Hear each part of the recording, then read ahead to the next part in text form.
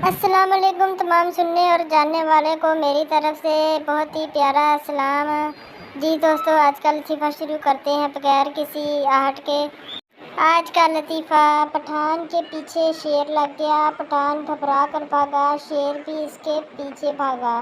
पठान भागते हुए दुआएं याद करने लगा। डर के मारे जब कोई दुआ याद ना आई तो ऊंची आवाज़ में बोला, लब पे आती है दुआ बन के तमन्ना, मेरी जिंदगी ख़त्म हो गई है आज खुदाया मेरी। उम्मीद है आप भी यही दुआ मांगेंगे।